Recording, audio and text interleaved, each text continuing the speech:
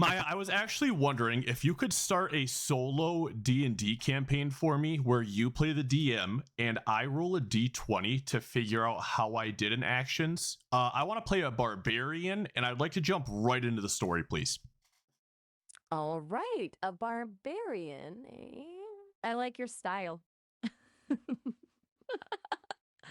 Let's see what kind of savage we're dealing with. Roll me a d20.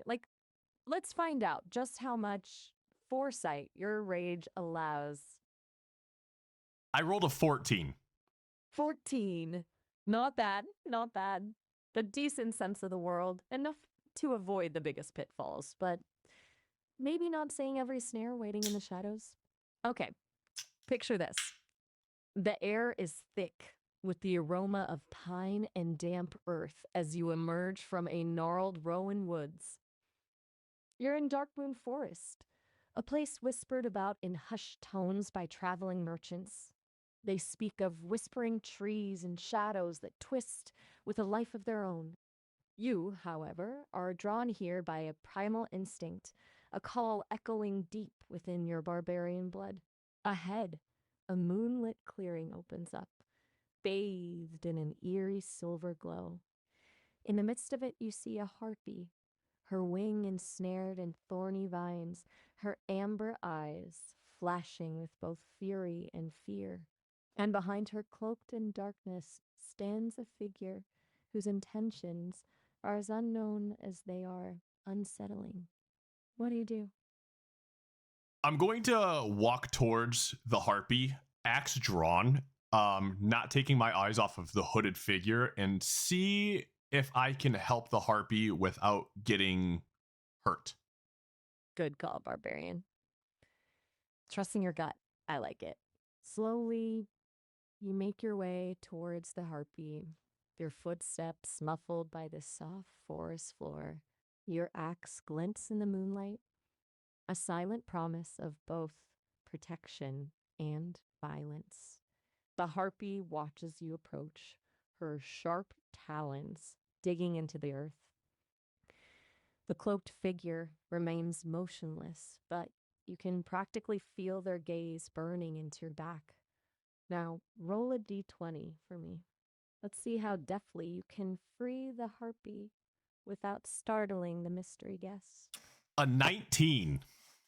19. Nice. You move with the grace of a predator, even with that imposing axe in hand. You carefully cut away the thorny vines, working quickly, yet with the calmness that surprises even you. As the last strand falls away, the harpy lets out a screech of gratitude, pulling back her wing cautiously. Her amber eyes meet yours. She looks not entirely hostile, just wary.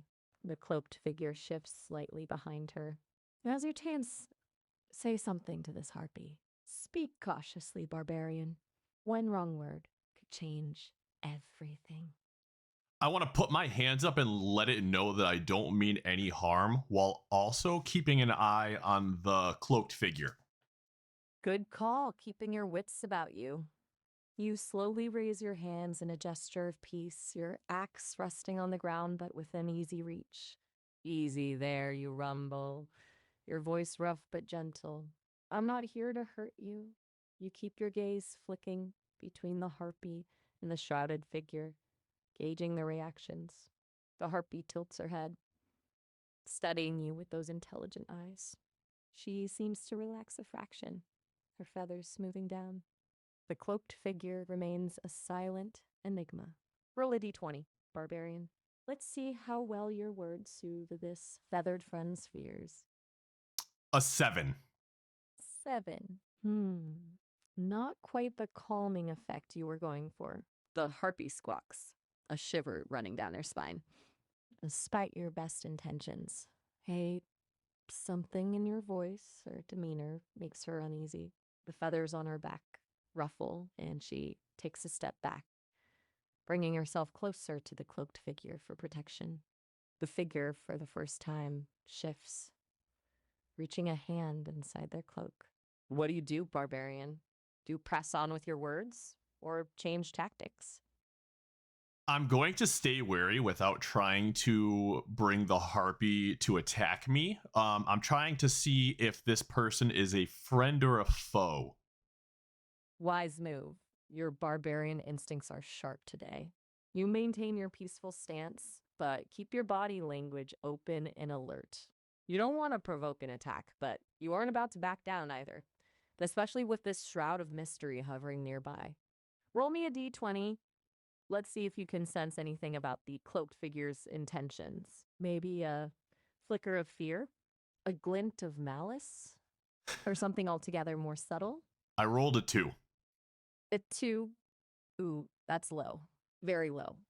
You feel a shiver run down your spine, despite the summer warmth of the forest. Something about this hooded figure sets your teeth on edge. You sense a damp coldness emanating from them. Something ancient and ancient. You can't quite make out their face beneath the deep shadows of their hood, but you could swear you catch a glimpse of something unnatural in their eyes, like a flicker of old, malevolent flame. Your hand instinctively tightens around your axe handle. The harpy, feeling your unease, lets out a low croak and flutters closer to the figure, burying her head beneath her cloak. Okay, barbarian, time to make a choice. Do you confront this cloaked figure directly? Or do you try to get the harpy on your side and find out what's going on? I want to see if the harpy is being forced there by their hand or if it is a friend of the harpies. Smart move. Parfy far. You keep your eyes fixed on the cloaked figure, but subtly shift your stance, positioning yourself between them and the harpy. You address the bird-like creature softly, keeping your voice low and rumbling. Are you all right, friend? You ask, your gaze flicking between the harpy and the shrouded figure. Do you know this one? Roll a d20, barbarian. Let's see if the harpy responds to your kindness and if you can unlock any secrets this encounter holds. An 11. 11. Not bad. The harpy hesitates, torn between the figure's comforting presence and your gruff but kind demeanor. She peeks out from beneath the cloak, her eyes darting nervously between you both. Then, in a burst of avian grace, she steps out from the figure's protection and hops a short distance away, cocking her head at you. Another nervous screech escapes her beak, but this time tinged with a hint of something akin to trust. It's a fragile start, but progress nonetheless. Now, what do you say to her? Remember, every word matters in this delicate dance. I want to let the harpy know that it's okay. And then secondly, I want to ask the hooded figure what's going on. You lower your axe slightly, holding your hand out in a gesture of peace. It's all right. You rumble, your voice softening. He won't hurt you. You try to project an air of calm confidence, even though a knot of unease twists in your stomach. Glancing back at the cloaked figure, you address them directly, your voice hardening slightly. In you, you say. Your eyes narrowed. Care to tell me what's going on here? Roll a d20, barbarian. Another 11. 11 again. The shrouded figure remains silent for a moment, the only sound the rustle of leaves and the harpy's soft, nervous chirping. Finally, they slowly raise a gloved hand, palm open in a gesture that's simultaneously calming and enigmatic. A voice, deep and raspy like wind through dead branches, emanates from beneath the hood. Peace, warrior. It rasped. There is no need for conflict. This creature, they gesture to the harpy, is under my protection. They pause, their shadowed face turning towards you. And perhaps, in time, you will be too. Roll a d20. Let's see how you react to this cryptic statement. A 3. Remember to roll that d20 to move the story along. I've set up a tense and mysterious situation for you. I rolled a What's 3. your a 3? You bristle at the cloaked figure's words, your hand tightening on your axe handle. Protection, you scoff. Your voice rough with suspicion. Looks more like control to me. And in time, you snort. That's awfully vague. What's going on here? Spit it out. The harpy presses herself closer to the figure's side, sensing your anger. What do you do next, barbarian? Do you press the cloaked figure for answers? Or do you try to gain the harpy's trust to uncover the truth? I press on and try to figure out if it is some sort of control or if it is free will. You stand your ground, your gaze unwavering. A silent challenge to the cloaked figure. Don't play coy with me. You growl, inching closer, axe raised defensively, but not yet attacking. This bird wouldn't go willingly with someone she doesn't trust. Tell me the truth. Is she free, or are you holding her captive? Roll a d20. Let's see if your blunt approach gets you any closer to the truth. A 17. 17! Your words pierce the cloaked figure's facade, shaking the air between you with raw, unvarnished intensity. The figure takes a slow, measured step back, their shadowed form seeming to recede further into the darkness. You misunderstand. The figure rasps, their voice losing some of its chilling confidence. She is not captive, not in the way you think. They hesitate, as if struggling to find the right words, then continue. Her kind. They are bound to the forest, its magic flowing within their very essence. I merely guide her, protect her from those who would exploit her.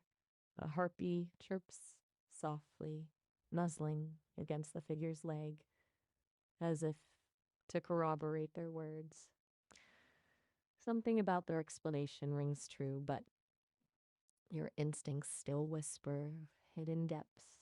Do you press for more details, or do you decide to trust your gut feeling for now and see what else unfolds? Maya, I think this is a good stopping point. I feel like I would trust my gut in the answer and go about my business. A wise choice, barbarian. Sometimes knowing when to walk away is just as important as knowing when to fight. You nod slowly, the tension draining from your shoulders. All right, you say. Your voice still gruff, but tinged with a grudging respect. But keep your word.